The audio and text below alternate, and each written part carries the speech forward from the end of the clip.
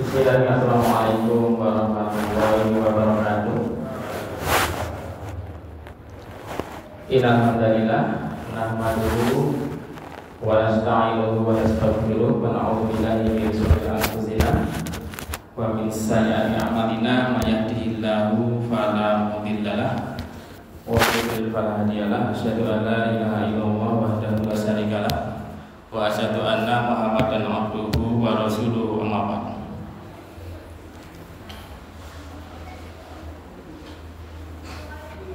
Dumateng para bapak saha ibu jamaah pengawasan malam Jumat rahimakumullah kaping sepeda monggo kawedharekaken nggih ngaturaken puja saha puji seperti Allah Subhanahu wa taala. Amargi kita menika Allah paring kita kesempatan, paring kita kegiatan sehingga saged ngerawuhi pengawasan rutin malam Jumat dalem menika. Salajengipun kados ingkang sampun dipun sampaiaken Bapak Gatot Wahyudi Ketua Takmir Al Hidayah dalem menika jadwalipun Ustaz Hendra Wijayanto MCMA saking Mahat Ali Darul Hadis Ibnu Umar Mojosoko awit unggul nggih simbahipun Sito pramila dados saged ngisi ing pengajian menika. Kita dongaaken mugi-mugi simbahipun Ustaz Hendra Wijayanto saged Sito kanthi husnul khotimah. Bapak Soe Ibu, Ustaz Gatot kala wau sonten WA kula. Nggih menika batal nggih ngisi pengawasan dalem menika. Langsung kula tanglet apa materinya, Pak? Kula bingung ya. Awit kula kan mboten kados Ustaz ingkang sekali beliau sehingga harus tanya. Nggih menika sak-sakit kula badhe istilahipun sharing utawi sekedhik ingkang kawula mangertosi badhe kawula sampaiaken mugi-mugi mangke saged manfaat lan saged migunani kangge kita sedaya. Bapak dan Ibu rahimakumullah, umur kita teng mriki ingkang hadir nggih insyaallah lebih dari 40 tahun. Paling itu malah kula ketok ya. Paling itu Pak Das ini Pak Das paling enak. Rata-rata kan sampun yuswanipun pinten Pak? 40 ke atas, 50 ke atas, 60 ke atas. Malah wonten sing 70 Pak. 70 ke atas. Nah, menika materinipun nggih insyaallah seputar iman kepada kubur, iman kepada surga dan neraka. Awit napa nek pun umur semonten ujung-ujungipun apa? Kita badhe mlebet wonten ing rumah masa depan. Menika alam kubur. Lajeng setelah hari kiamat mangke kita manggen wonten ing surga utawi ing neraka tergantung amal kesayangan kita. Tergantung iman saha takwa kita. Dados iman adanya alam kubur, surga dan neraka menika harga mutlak. Awit Allah sampun ngendika nggih wonten ing Al-Qur'an bilih tiyang beriman menika alladzina yu'minuna bil ghaibi wa yuqimuna shalah wa mimma razaqnahum yunfiqun. Ya menika tiyang takwa menika kedah iman dumateng ingkang ghaib, ingkang mboten ketok. Nggih, kedah iman. Nek jenenge iman kok diuji. Sing ora ketok kudu percaya. Nek sing ketok percaya pun genah menika nggih, mboten sah diimanipun ketok moto. Ing alam kubur, surga neraka belum kelihatan. Belum terlihat di dunia. Ini kedah kita imani. Bapak Soe Ibu, Rasulullah nanti mangandika ingkang sampun sering dipun sampaikan para ustaz bilih umur Umatipun Nabi Muhammad mereka antara 60 sampai 70 tahun.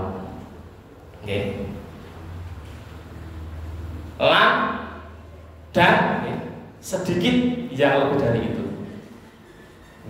Saya umuripun 80, 90 nggih wonten. 100 nggih wonten ning ora ana siji sak RT ra ono biasane nggih. Sak desa nggih wonten setunggal 100 tahun. Malah sak kecamatan nggih wonten sing umur 100 tahun. Menika hadis Rasulullah. Ya, kita kedah Bapak Ibu kedah siap-siap. Kita kedah selalu tasyiatun nafas, mengingat kematian, mengingat besok bakal melebu ning alam kubur, rumah masa depan. Tipe 21 2 kali 1. Ulama salaf nanti makan diko kafa bil mauti wa itu. Kafa bil mauti wa itu. Cukuplah kematian sebagai pemberi nasihat. Niko senes hadis nih. Senes hadis, tetapi perkataan ulama salaf, ulama zaman dulu. Kafa bil mauti wa itu. Cukuplah kematian sebagai pemberi nasihat. Pramila kita ingkang umuripun 40 ke atas, 50, 60, ya kedahipun selalu ingat Dilon Mekas bakal melebat wonten ing rumah masa depan. Entah kapan, takdiripun umur pinten, kita sudah siap-siap. Melalui kita menika ingat masalah kematian niku wau, insyaallah kita badhe semeleh. Mboten nggih diperbudak dunia. Mboten nggih kemurungsung. Nggih, ketahui napa? Segera berbenah diri, perbanyak ibadah, tinggalkan perbuatan dosa. Nggih. Menika nasihat para ulama. Pramila wonten ing dalu menika kula lan Bapak Ibu sedaya insyaallah badhe sareng-sareng dados tiyang ingkang cerdas. Dados tiyang ingkang pinter, tiyang ingkang cerdas menika tiyang ingkang boten kok sing sekolahe ngantos S3. Nggih, boten harus seorang profesor. Nggih, boten sing sinaune tekan luar negeri. Ning tiyang ingkang cerdas kata Rasulullah menika tiyang ingkang saged mempersiapkan kehidupan setelah kematian. Nabi nanti dipun tangeti nggih dening sahabat. Siapakah yang paling cerdik dari kalangan kamu ini ya Rasulullah? Rasul jawab, aktsaruhum lil mauti dzikra wa ahsanuhum lima ba'dahu istadadan ulaika al-aqyas. Ini mereka orang yang paling banyak mengingat kematian. Sing paling pinter menika, sing paling cerdas menika tiyang ingkang sering-sering mengingat kematian. Oh, bakal aku saya mati. Persiapkan diri dengan sebaik-baiknya. Badhe berbuat maksiatan, posik. Badhe berbuat dosa, tahan. Awet bakal mati. Mereka itulah orang-orang yang cerdas. Yang cerdas. Terus semoga Bapak Ibu dalam menika kita mugi-mugi gitu dados tiyang ingkang cerdas. Yang menika tasyiatun nafas. Mensucikan hati kita dengan banyak mengingat kematian, mengingat alam kubur, surga dan neraka. Bapak Ibu, mengapa penting kita menikah tasyiatun nafas kanthi banyak mengingat kematian, alam kubur, surga dan neraka? Agar apa? Agar kita itu meningkat iman kita. Meningkat iman kita. Iman itu yazid wa yanqus, bisa naik, bisa turun. Dengan mengingat kematian, besok bakal mlebu ing alam kubur, bakal esok hisab, apakah di surga, apakah di neraka. Kita iman kita naik, berarti aku kudu siap-siap perbanyak ibadah, tinggalkan dosa dan maksiat. Lajeng nomor kali motivasi ibadah. Motivasi ibadah. Jangan menunda-nunda kebaikan walaupun hanya sesaat. Yo nek kok sik urip. Nek kok wis mati, enggak ada yang tahu. Mempertinggi keimanan, memotivasi beribadah. Nomor 3, menghindari dosa. Dan yang keempat, menjalani kehidupan yang bermakna. Terus yang namanya kehidupan yang bermakna mereka boten kok kehidupan sing banyak uang, boten kehidupan ingkang banyak harta benda, dados pejabat ingkang terkenal, dados artis ingkang viral, boten. Nek kehidupan bermakna itu kehidupan ingkang dipun ridhoi Allah, ingkang barokah.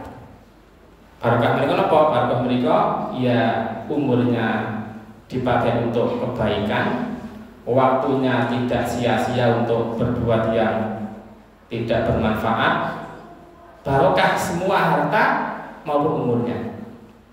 Diberi harta sedikit ya cukup, diberi harta banyak ya turah, bisa untuk sedekah dan infak. Itulah kehidupan yang barokah. Semua aktivitasnya itu bernilai ibadah, itu namanya barokah. Kehidupan bermakna. Jika punya keluarga, ya jadi keluarga yang sakinah.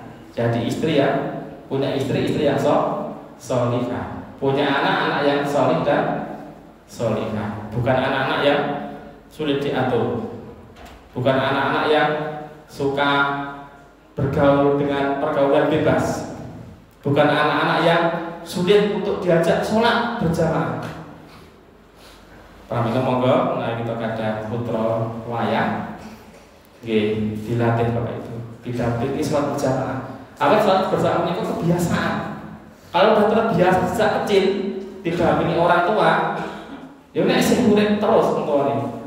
Nek pun sedok, anak itu akan terbiasa. Sudah tidak bisa didampingi orang tua, udah sampai remaja tua udah terbiasa berjamaah ke masjid, terbiasa berpuasa, terbiasa beribadah. Dan seterusnya. Itulah kehidupan yang bermakna. Kehidupan yang bermakna juga berarti hidup itu barokah, mengalir pahala walaupun sudah meninggal dunia. Yang namanya adalah ilmu yang bermanfaat. Yang namanya amal jariyah. Yang namanya anak soleh dan solihah. Itu kalau kita sudah meninggal, maka masih mengalir pahala-pahala dari dunia di saat kita melakukan 3 hal tersebut. Apabila doa menika kedah kita apalke. Doa menika kedah kita apalke. Ini doa dari para ulama menika dikhususkan terutama untuk orang-orang yang sudah berumur 40 tahun ke atas. Saya kira di sini semuanya sudah 40 tahun ke atas ya. Termasuk saya sudah 40-an, apalagi Bapak Ibu ya 40, 50 tahun lebih, 60 tahun lebih. Nah mereka sering pulang laos nek imam ini kan. Terus surat Al-Ahqaf ayat 15. Rabbi awzini an askura nikmataka allati an'amta alayya wa ala walidayya wa an a'mala sholihan tarduhu wa aslih li fi dzurriyyati ini tubtu ilaika wa ini minal muslimin. Kalau diapalke, Pak. Diapalke. Ya rada dawa sithik, mboten masalah. Bisa nek niat apa misalnya. Ya Tuhanku, ya Allah, berilah aku petunjuk agar aku dapat mensyukuri nikmat-Mu ini. Syukur mereka enteng diucapke ning abot. Alhamdulillah ala kulli hal. Segala puji bagi Allah apapun yang terjadi. Gadah atau ingkang kata alhamdulillah. Nembe seret rezekinya ya alhamdulillah. Bahkan nembe kelangan duit alhamdulillah. Awet nopo kita yakin sedaya yang kita alami menika terbaik. Tidak ada yang jelek untuk kita atas kehendak Allah. Menika kita yakini. Alhamdulillah syukur menika ada kita doa ugi kita udah latihan. Okay. Ya Allah, berilah aku petunjuk agar aku dapat mensyukuri nikmat-Mu yang telah Engkau limpahkan kepadaku dan kepada kedua orang tuaku, dan agar aku dapat berbuat kebajikan yang Engkau ridhoi. Dan terus doa mereka untuk dirinya dan untuk keluarganya agar dapat berbuat kebajikan di umur 40, umur 50 mereka rata-rata menurut penelitian itu baru suksesnya ekonomi. Umur 40, 50 kalau jadi seorang pejabat itu baru puncak-puncaknya. Kalau menjadi pengusaha itu baru puncak-puncaknya sukses usahanya. Umur 40, 50. Pamila dakwah itu penting agar kita tidak terlena dengan kesuksesan, dengan puncak keberhasilan yang kita raih di umur 40-50 tahun. Berdoa kepada Allah agar gimana istiqomah berbuat kebaikan, dan berilah aku kebaikan yang akan mengalir sampai kepada anak cucuku. Dan terus berdoa diberi kemudahan agar mudah melaksanakan amal jariah, agar mudah melaksanakan ilmu yang bermanfaat, agar mudah mendidik anak kita menjadi soleh dan solihah. Dan terus mboten namung meninggal putus amal, tapi berdoa agar mengalir kebaikan-kebaikan yang sampai kepada diri kita, bahkan kepada anak cucu kita. Sesungguhnya aku bertaubat kepada Engkau ya Allah, dan sungguh aku termasuk orang-orang muslim. Al-Ahqaf ayat 15. Ini doa yang luar biasa. Kita apalaken monggo nggih dipikak malih Al-Ahqaf ayat 15 dipunhafalaken. Menika luar biasa. Insyaallah dampakipun wonten ing kehidupan kita, terutama umur-umur cerita jelang 60 tahun cerita. Mboten cerita umur 17 tahun, cerita niku jelang 50 tahun. Atas kula niku cerita jelang 50 tahun. Oke, monggo dipunapalaken. Bapak Ibu, kita masuk ke tasyatul nafas yang pertama. Yang menika mengingat tentang peristiwa-peristiwa di alam kubur.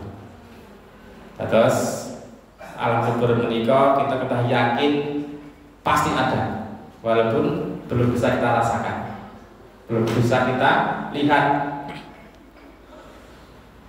Banyak ayat Al-Quran yang menjelaskan, tetapi saya hanya mengambil satu saja, yaitu surat Al-Mu'min ayat 45 sampai 46.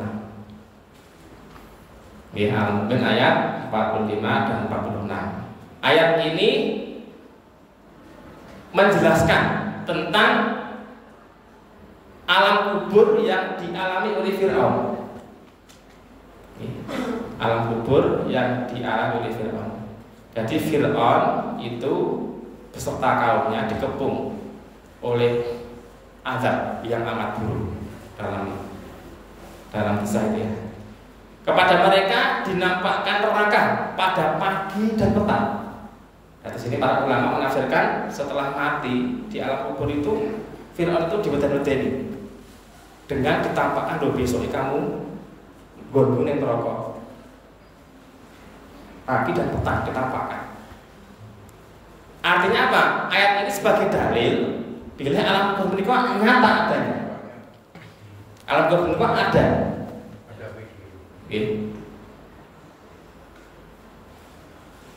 Karena ada beberapa kelompok pengajian itu ada yang kurang yakin adanya alam kubur, karena memang hadis-hadisnya itu banyak hadis yang ahad, yang hanya dirawikan kisahkan oleh satu sahabat saja. Tapi dalam Al-Quran sebetulnya ada ya, yang menunjukkan benar-benar ada yang namanya azab kubur. Ya, jadi Imam Al-Qurtubi itu mengatakan, mayoritas ulama menyatakan bahwa penampakan neraka itu terjadi di barzakh atau alam kubur, dan itu merupakan dalil penetapan adanya siksa kubur. Ini menurut Imam Al-Qurtubi ya, dalam kitab Fathul Bari. Bapak Ibu, selanjutnya Bapak Ibu, sebetulnya siksa kubur itu ada 3 jenis Bapak Ibu. Ada 3 macam. Yang pertama, siksa kubur itu dialami oleh manusia sampai hari kiamat. Sejak dia dikuburkan di malam pertama sampai di hari kiamat disiksa terus. Itu untuk orang-orang kafir, orang-orang yang tidak kenal dengan Allah dan Rasulnya, orang-orang yang tidak mau berislam, orang-orang yang murtad, orang-orang yang telah kufur, itu disiksa sampai hari kiamat. Yang kedua, siksa kubur itu hanya sampai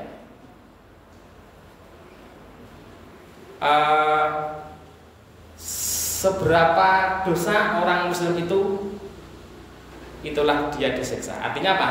Kalau orang muslim itu dosanya sedikit, setelah disiksa alam kubur itu dosanya sudah habis, maka dihentikan. Ini khusus untuk orang-orang muslim. Jadi orang-orang beriman itu ya kadang punya dosa, ya beriman, ya sholat, ya poso, ini semendem, masih berzina.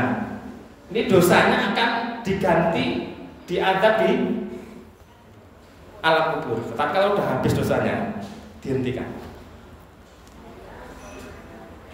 Tetapi ada orang muslim yang disiksa sampai hari kiamat karena dosanya terlalu banyak. Salate mung sak penake, ning dosane tiap hari melakukan. Ya riba, ya zina, ya molimo. Kekian dosa disiksa sampai hari kiamat. Kalau belum habis dosanya, nanti dilanjutkan di neraka. Yaitu be continue, diteruskan di neraka siksaan.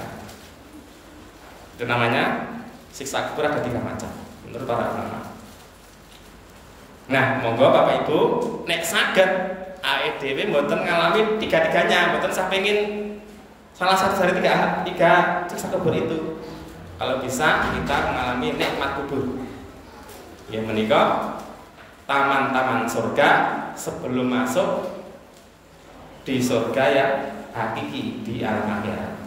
Jangan sampai kita itu mengalami jurang-jurang neraka. Ini menika mencicipi siksa neraka, ning besok lanjut ning mencicipi siksa kubur, besok lanjut ning neraka. Jangan sampai kita memilih seperti itu. Bapak Ibu, ini yang penting juga Bapak Ibu, bahwa di alam kubur itu nanti ada yang namanya himpitan kubur. Jadi kalau orang itu berbeda alam, itu pasti merasakan kesakitan. Contoh, tatkala seorang bayi itu sudah saatnya lahir, ya setelah ceprot keluar dari alam kandungan menuju ke dunia pasti menangis, karena dia juga merasakan sakit. Selain ya proses yang lama, dia kan sakit. Betapa gak sakit anak sebesar itu keluar lewat jalan yang sempit, pasti sakit. Maka dia menangis, merasakan sakit. Begitu juga dengan kita, manusia yang mati, itu kan berpindah alam. Melalui bayi menikah dari alam kandungan pindah ke alam dunia, menikah sakit. Orang sakaratil maut juga luar biasa sakitnya. Termasuk nanti di alam kubur semua akan mengalami himpitan kubur, semuanya. Jadi setelah mayat diletakkan di dalam kubur, maka kubur akan menghimpit dan menjepit manusia. Tidak seorang pun yang dapat selamat dari himpitan itu. Semua orang mengalami. Beberapa hadis menerangkan bahwa kubur menghimpit seorang sahabat yang luar biasa amal ibadahnya, kelas sahabat. Ya. Bahkan sahabat yang namanya Sa'ad bin Mu'adz radhiyallahu anhu, ini kematiannya membuat ars bergerak, pintu-pintu langit terbuka, malaikat sebanyak 70.000 menyaksikan. Ini begitu luar biasa amal ibadah dan keislaman Sa'ad bin Mu'adz. Sampai-sampai ars goncang, pintu langit terbuka, disaksikan oleh malaikat yang jumlahnya 70.000. Ini pun masih mendapat himpitan kubur. Apalagi kita. Ini hadisnya, ya. Hadisnya disahihkan oleh Syekh Albani. Ini kita bacakan artinya, Bapak Ibu. Inilah yang membuat arsy bergerak. Pintu-pintu langit dibuka dan disaksikan oleh 70.000 malaikat. Sungguh ia, yaitu sahabat tadi ya, dihimpit dan disempit oleh kubur sampai akan tetapi kemudian dibebaskan. Jadi himpitan kubur itu akan dialami oleh semua manusia. Dan pasti itu sakit dihimpit. Kalau orang itu orang solih, orang itu orang yang beriman bertakwa, akan dibebaskan seperti sahabat Sa'ad bin Mu'adz. Semoga kita juga seperti itu. Tetapi kalau orang itu orang yang toleh itu kebalikan soleh, ya, tidak beriman, ya, bermaksiat, akan diteruskan himpitannya sampai tulang belulangnya apa namanya, bersilangan. Saking kuatnya himpitan kubur sampai tulang-tulangnya bersilangan. Itu adalah himpitan kubur, Bapak Ibu. Semua orang mengalami.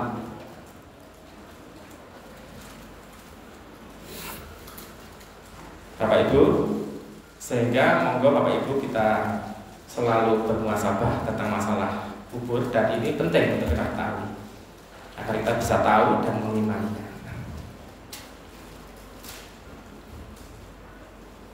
Ini hadis pelengkapnya, Bapak Ibu. Sesungguhnya kubur memiliki himpitan yang bila seseorang selamat darinya, maka tentu Sa'ad bin Mu'adz juga selamat. Hadis riwayat Ahmad. Ini menguatkan bahwa setiap orang nanti akan mengalami himpitan kubur, dihimpit, ya. Setelah dia dihimpit kesakitan, dibebaskan kalau dia itu muslim yang beriman bertakwa, orang yang solih. Tapi kalau orangnya orang tolih, orang yang banyak dosanya, apalagi orang kafir, diteruskan himpitannya sampai bersilangan tulang-tulang rusuknya. Bahkan anak-anak pun tak lepas dari yang namanya himpitan kubur. Lau lata akadun min dhamma al-qabri anajahada as-sobi. Seandainya ada seseorang selamat dari himpitan kubur, maka bocah ini pasti selamat. Jadi ini adalah penguatnya juga. Setiap orang nanti akan mengalami himpitan kubur. Bapak Ibu, itu sekilas tentang peristiwa-peristiwa di alam kubur, hanya sekelumit saja. Hanya awalan kita saat masuk di alam kubur. Belum nanti ada pertanyaan dan nakir, ada peristiwa-peristiwa besar di alam kubur lainnya setelah himpitan kubur. Dan ini tidak saya sampaikan karena Bapak Ibu mungkin sudah pernah, ya, sudah tahu berkaitan dengan alam kubur. Kita lanjut ke tazkiyatun nafs yang kedua. Setelah nanti manusia selesai, ya, mengalami alam kubur Dan setelah kiamat terjadi, maka manusia terbelah menjadi dua, yaitu manusia penghuni neraka dan manusia penghuni jannah atau surga. Dan ini adalah banyak sekali ya ayat-ayat Al-Quran yang berkaitan dengan neraka. Tidak saya baca semua, saya satu aja membacakan ayatnya ya, tentang neraka itu adalah tempat yang terburuk di akhirat nanti. Allah berfirman, innaha sa'at mustafarun. Innaha sa'at mustaqarun wa muqamah. Sesungguhnya neraka jahanam itu seburuk-buruk tempat kembali atau tempat kediaman, tempat menetap.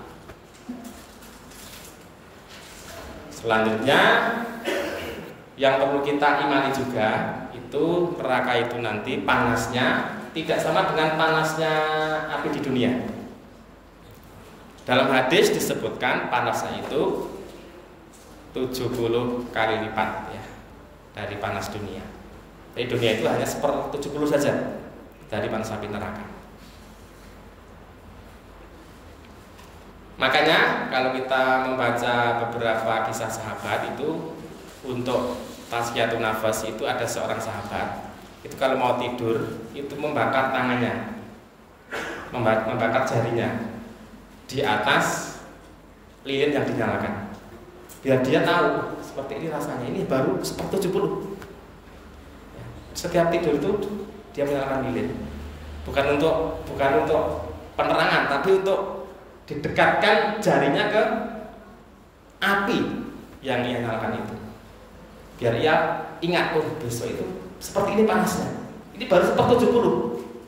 Di neraka nanti panasnya 70 kali lipat. Seperti dalam hadis ini ya kita bacakan, api yang dinyalakan oleh Ibnu Adam atau anak Adam adalah 1 bagian dari 70 bagian dari panasnya api neraka jahanam. Hadis riwayat Bukhari. Bapak Ibu, ini adalah satu hal yang perlu kita renungkan agar kita tidak usah sekali-kali masuk ke dalam neraka ya, karena panasnya luar biasa, 70 kali lipat panasnya api di dunia. Bapak Ibu, selain panas, ternyata di neraka itu juga ada siksaan yang namanya siksaan dingin. Jadi selain siksa panas, itu neraka juga ada siksa kebalikan panas, itu dingin. Karena yang namanya sakit itu bukan hanya tersengat api, tersengat dingin itu sakit. Kalau nggak percaya, panjenengan pegang es batu itu, nggak usah jam-jaman, 10 menit aja lah. Kuat nggak kira-kira? 10 menit pegang es batu, pas tangannya akan luar biasa sakit ya. La yadukuna fiha bardaw wala syaraba illa hamima wa wasaqa. Dalam surat An-Naba ayat 25 dan 24. Mereka tidak merasakan kesejukan di dalamnya dan tidak pula mendapat minuman selain air yang mendidih panas dan air yang sangat dingin. Nah ini, jadi ada siksa yang panas, ada siksa yang sangat dingin, ekstrim ya. Ya mungkin melebihi dari 0 derajat, mungkin minus sekian derajat. Ya, menyiksa orang-orang yang di neraka dengan siksa yang dingin. Kemudian ghosab ini ditafsirkan oleh sebagian ulama itu adalah nanah. Dan sebagian ulama yang lain menafsirkan bahwa ghosab adalah air yang busuk yang sangat dingin. Jadi bukan hanya air putih yang dingin, bukan, tambah air yang busuk, nanah yang busuk lagi dingin. Itu minumannya yang akan membekukan seluruh saluran pencernaannya ya. Ibnu Katsir dalam tafsirnya menggabungkan dua makna ini. Maka ghosab adalah air yang busuk, yang luar biasa dingin, tak tertahankan, yang berasal dari nanah dan keringat penghuni neraka. Jadi ini dimakan sendiri keringatnya, nanahnya dimakan sendiri. Seperti babi itu ya, babi itu kan makan apa yang dikeluarkan oleh badannya. Babi itu kan termasuk diharamkan, hikmahnya itu karena itu hewan yang paling menjisikkan ya, lebih menjisikkan daripada ulat, lebih menjisikkan daripada siput, karena makan tinjanya sendiri babi. Seperti besok orang-orang yang disiksa di neraka itu memakan keringat dan nanah sendiri yang sangat dingin dan menyiksa. Bapak Ibu, di antara makanannya, tadi kan minumannya tadi ya nanah dan keringatnya sendiri itu minumannya, namanya gozak. Kalau di neraka itu ada makanan penghuni neraka, namanya zakum. Dalam surat Ad-Dukhan ayat 43 sampai 46. Inna sajarataz zakum ta'amul azimi kal muhli yahli fil butuni kaghlil hamim. Sesungguhnya pohon zakum itu makanan orang yang banyak dosanya, orang yang banyak berdosa. Ini dari kalangan muslim bisa, apalagi dari kalangan orang kafir. Ia sebagai kotoran minyak yang mendidih di dalam perut, seperti mendidihnya air yang amat panas. Kemudian di dalam hadis juga disebutkan zakum itu apa? Ya, dalam Al-Quran ada disebutkan zakum, di dalam hadis juga ada makanannya ahli neraka, makanannya penghuni neraka. Yaitu kalaulah saja setetes buah zakum menetes di dunia, tadi diteteskan di dunia, niscaya akan menimbulkan kerusakan terhadap kehidupan penduduk dunia. Hadis riwayat Tirmidzi. Jadi begitu mengerikannya makanan ahli neraka ini, jika dibuang di dunia akan membuat kerusakan, baru makanannya, ya, belum siksa yang lain. Bapak Ibu, setelah minum dan makan, pakaiannya apa ini? Pakaian penduduk neraka, Bapak Ibu. Dalam surat Al-Hajj ayat 2 ayat berapa ini? 19 sampai 21. Ya, Allah berfirman, maka orang kafir akan dibuatkan untuk mereka pakaian-pakaian dari api neraka. Pakaiannya itu api. Nah, ini kan kain anyep. Oke. Pakaiannya api. Disiramkan air yang sedang mendidih ke atas kepala mereka. Terus nek ada peci kan empuk bahannya kain, peci ini air panas yang disiramkan di atas kepala mereka. Terus bajunya baju geni, pecinya air panas. Dengan air itu dihancur luluhkan segala apa yang ada dalam perut mereka dan juga kulit mereka. Dan untuk mereka cambuk-cambuk dari besi. Itu pakaiannya Bapak Ibu, pakaiannya penghuni neraka. Sehingga Bapak Ibu monggo dengan membaca hadis-hadis seperti ini, kita harusnya takut Bapak Ibu. Takut agar jangan sampai masuk ke dalam neraka. Dan terus orang beriman, bertakwa, kalau ibadah ini kok ada tiga landasan. Satu, takut pada neraka, takut siksa neraka itu boleh. Kita beribadah kepada Allah. Selain rasa takut, rasa harap, yaitu kita beribadah agar bisa masuk ke dalam surga. Yang ketiga, rasa cinta, itu kita ibadah itu karena cinta kita kepada Allah SWT, dan nanti akan bertemu di surga dengan melihat wajahnya Allah. Itu tanda cinta kita akan dibalas Allah dengan kita akan bertemu nanti di surga, insya Allah. Bapak Ibu, yang terakhir, di neraka besok itu begitu ngerinya siksaannya, itu ada sebuah kisah dalam hadis.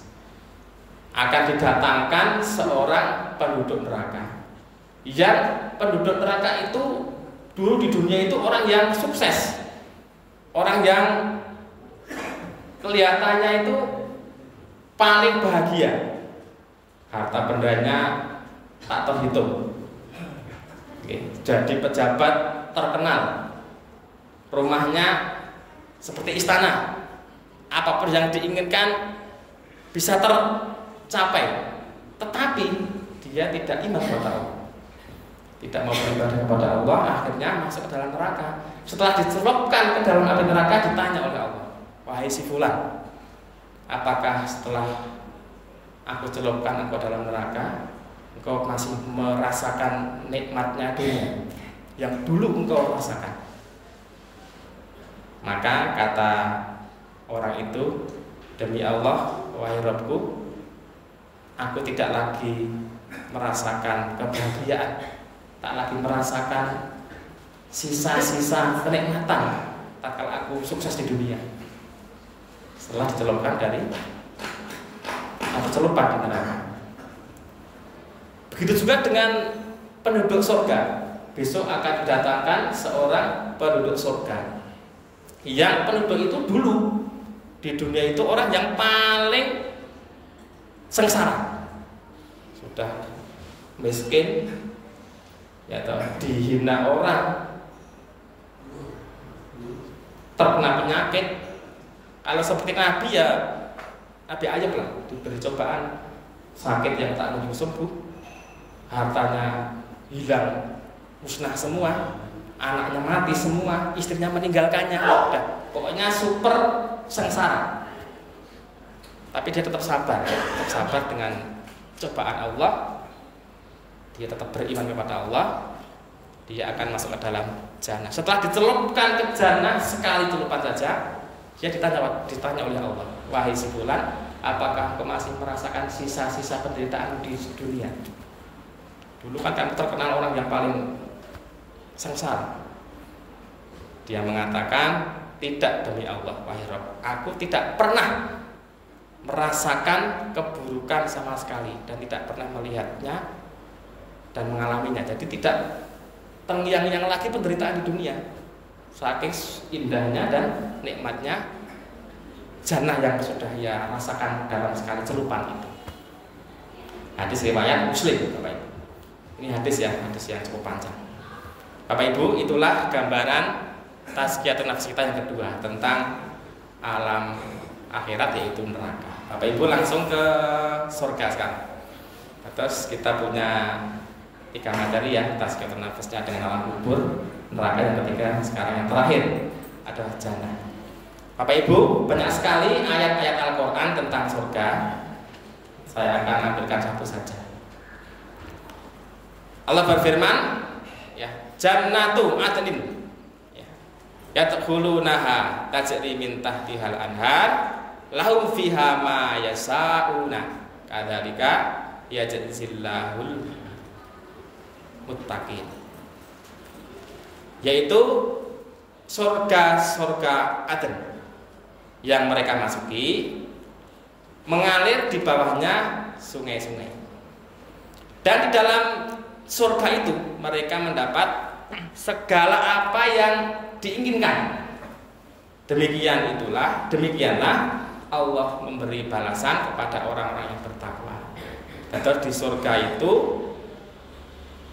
penghuni surga akan mendapatkan segala yang diinginkan. Apa saja? Ketika di dunia kita mungkin belum pernah mempunyai rumah mewah, di surga minta kun fayakun. Allah akan memberikan rumah yang kita idam-idamkan sebagai istana, bahannya emas, permata dan sebagainya. Tatkala kita di dunia mungkin diuji Allah belum punya anak, minta anak ya diberi. Apapun yang diinginkan Allah kabulkan. Tatkala kita di dunia mungkin belum punya mobil, mungkin Allah kabulkan saat nanti di jannah. Apapun yang belum kita capai di dunia, maka bersabarlah dengan iman dan takwa kepada Allah, kita akan mendapatkan apa saja yang kita inginkan. Sampai-sampai ini ada kisah ekstrim. Ada seorang Badui yang bertanya pada Rasulullah, ya Rasulullah, saya itu senang bercocok tanam, ya, senang tetanduran, ya Pak Kasimir ya, apa-apa ditanam. Apakah besok aku boleh menanam di surga jika masuk surga ya Rasulullah? Nah, Rasul bertanya, lah kamu itu ngopo datang nandur neng surga, wong sing arep dituruti Allah kok. Ya aku kan suka tanduran, suka bercocok tanam ya Rasulullah. Nah, maka Rasulullah menjawab, maka orang itu akan menabur berbagai macam benih.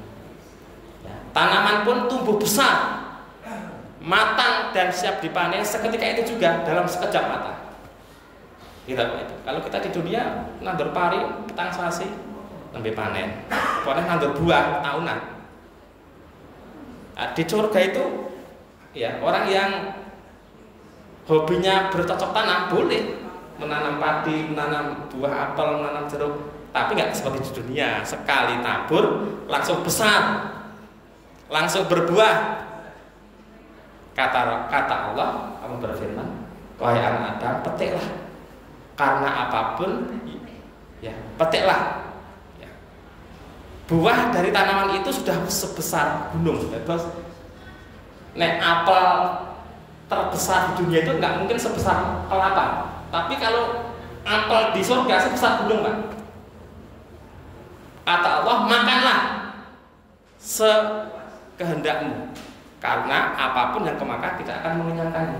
Ora bakal kemeteran, Pak. Terus pemakan buah apel sak gunung ora bakal keluarkan. Selalu enak, selalu nikmat. Makanya di dalam ayat yang lain itu Allah mengatakan bahwa buah di surga itu banyak sekali macamnya. Saking banyak macam dan jenis buah di surga itu hampir sama bentuknya, hampir sama namanya, tapi rasanya beda-beda. Ya awake dhewe misalnya kita gadah pelem ya, ana pelem kuweni, ana pelem semar, ana pelem ana lagi. Di surga itu ribuan jenis. Yang kita pilih yang mana terserah. Hampir mirip-mirip tapi rasanya beda-beda, nikmat semua. Itulah keadaan di surga. Buah saja luar biasa besarnya, luar biasa jenisnya. Buah sak gunung di mana? Di dahan, tidak akan mengenyangkan. Hanya nikmat dan nikmat saja, biasa. Bapak Ibu, bonusnya di jannah adalah melihat wajahnya Allah. Kalau tadi kan makan dituruti, minum dituruti apa saja, minta istri dituruti. Tapi istri yang paling cantik bisa adalah istrinya di dunia, akan menjadi permaisuri di surga. Kalau istrinya solihah ya, kalau nggak solihah ya tidak, ditinggal. Ya. Makanya jadilah istri solihah ya, biar bisa menemani suaminya di surga menjadi permaisuri di kerajaan surga. Bapak Ibu, bonusnya adalah apa? Bonusnya adalah melihat wajah Sang Pencipta.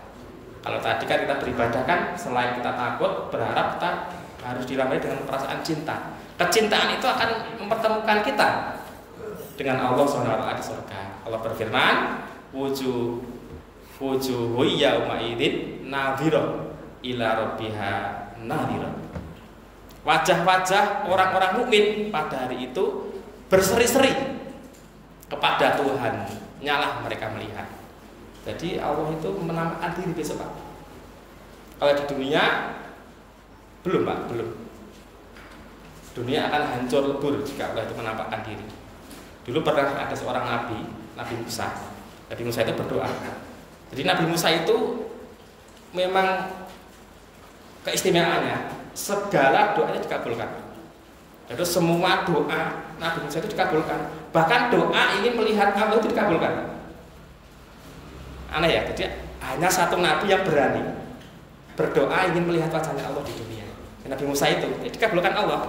Tapi karena dunia itu nggak kuat menerima kehadirannya Allah, maka Nabi Musa pun pingsan ya, tidak kuat menahan zatnya Allah karena belum saatnya. Dan di surga itu Allah akan mengkondisikan surga dia muncul bisa dilihat oleh seluruh penghuni surga. Dan ini adalah nikmat yang paling tinggi dibanding hanya nikmat makan buah. Nikmat yang paling nikmat dibanding nikmat ya bersama anak istri. Terus bonus itu biasanya luwih surprise, luwih luar biasa.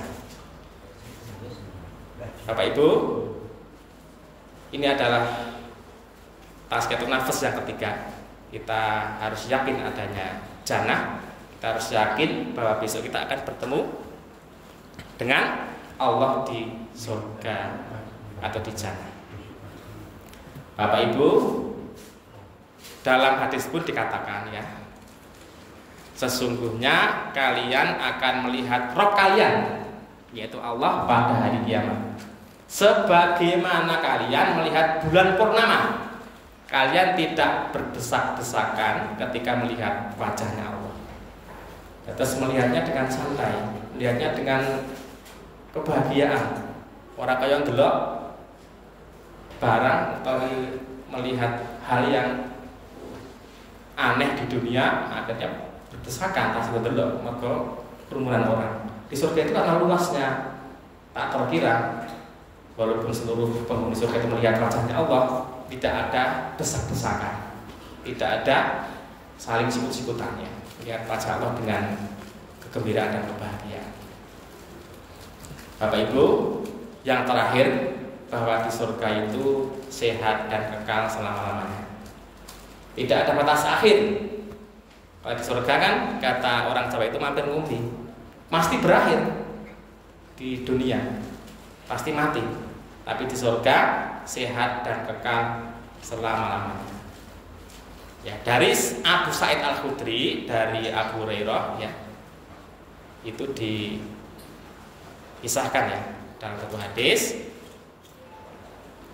jika penghuni surga masuk surga, seorang penyeru berseru, dia ada suara yang bergema, hendaknya kalian tetap hidup dan tidak mati selama-lamanya. Kemudian suara itu berkata lagi, hendaklah kalian tetap sehat dan tidak sakit selama-lamanya. Hendaklah kalian, hai penghuni surga, tetap muda dan tidak menjadi tua untuk selama-lamanya. Hendaknya kalian bersenang-senang dan janganlah berputus asa untuk selama-lamanya. Jadi di surga itu tidak ada orang tua yang masuk surga, Bapak Ibu.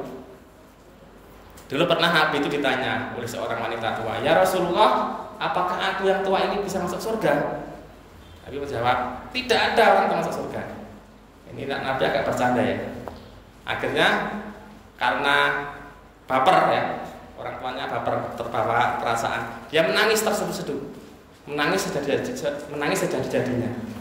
Nabi pun kasihan dan menjelaskan, besok itu orang yang tua di dunia akan dimudahkan lagi. Ya, yang tetap yang muda ya dimudahkan secara ideal 30 tahun, yang umurnya 70-an ya dimudahkan lagi, umurnya sekitar 30 tahun agar dia bisa merasakan nikmatnya kehidupan di surga. Karena orang yang bisa merasakan hidup enak itu yang anak muda, masih utuh giginya, masih awas penglihatannya. Kalau tua mau makan sate, copot nanti ya giginya, nggak merasakan kenikmatan. Maka semua orang tua yang masuk ke dalam surga akan dimudahkan lagi. Bapak Ibu, saya kira cukup yang saya sampaikan untuk hari ini. Videonya nggak usah Pak, karena waktunya habis. Yang intinya bahwa dengan 3 hal ini kita tazkiyatun nafs, harapannya adalah kita tingkatkan perbuatan baik kita bisa meningkatkan ibadah dan bisa membangun kehidupan yang baik. Kita tingkatkan gairah kita untuk menambah kebaikan-kebaikan di sisa umur kita. Jangan sampai umur sudah 50-an, 60-an tahun masih berpikir dunia dan dunia, melupakan kehidupan akhirat. Rezeki itu udahlah, rezeki itu sudah dicatat oleh Allah. Kita hanya berusaha, kita hanya ngadong saja, nggak usah dikejar. Seperti bayangan Bapak Ibu, bayangan. Kita kalau mengejar bayangan itu nggak akan ketemu. Tapi kalau kita berhenti, ya kemudian kita bertawakal, berusaha dan berdoa, rezeki akan datang. Dan kita nggak usah berpikir terlalu repot dengan rezeki. Kita fokus kepada ibadah, amal kebaikan yang akan mengantarkan kita ke dalam surga Allah Subhanahu wa taala insyaallah. Maka yang terakhir sebelum jam 9 ini saya tambahkan, kita kadang-kadang itu berbeda ya antara keutamaan ibadah yang kita lakukan. Maka saya berpesan pada diri saya dan pada Bapak Ibu sekalian, kalau kita nggak bisa melaksanakan semua ibadah, ya mungkin sholatnya ya hanya biasa saja, puasanya biasa saja, peganglah satu yang menjadi ibadah andalan. Contohnya Bilal bin Rabah, itu kan belum meninggal aja sudah terdengar sandalnya di surga. Kata Rasulullah seperti itu mengabarkan. Apa keutamaan Bilal? Dia selalu berwudu, batal berwudu lagi sampai akhir hayatnya. Dia memegang satu amalan yang istiqomah sampai mati, maka dia bisa mengantarkan ke surganya Allah. Atau kata Rasulullah dalam satu kisah yang lain, Allah melihat seorang sahabat yang biasa-biasa saja, tapi dikabarkan Rasul penghuni jannah. Setelah diselidiki ternyata dia hanya punya amalan satu yang ia istiqomahi, yaitu setelah mau tidur ia mengikhlaskan semua kesalahan-kesalahan tetangga dan orang-orang sekitarnya, dia baru bisa tidur. Itu amalan yang harus kita pilih dari masing-masing kita. Kalau kita sudah tertib, sudah terbiasa sholat sunnah, misalkan tahajud, ya kita jaga. Itu yang kita jaga, sampai kita nanti wafat.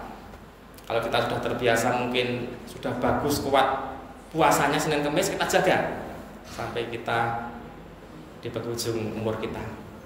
Dan yang lainnya juga mungkin tidak harus ibadah yang besar ya, ibadah yang kecil, mungkin infak setiap ba'da subuh, jaga sampai kita tua dan nanti dipanggil Allah dan seterusnya dan seterusnya.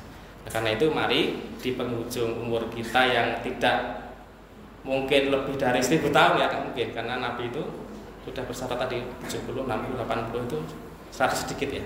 Kita maksimalkan mari umur yang diberikan Allah untuk hal yang bermanfaat, dan semoga hidup kita bisa barokah fi dunya wal akhirah. Allahumma amin. Demikian yang bisa kita sampaikan.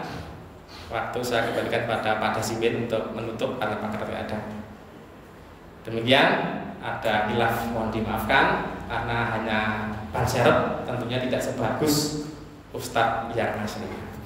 Wassalamualaikum warahmatullahi wabarakatuh.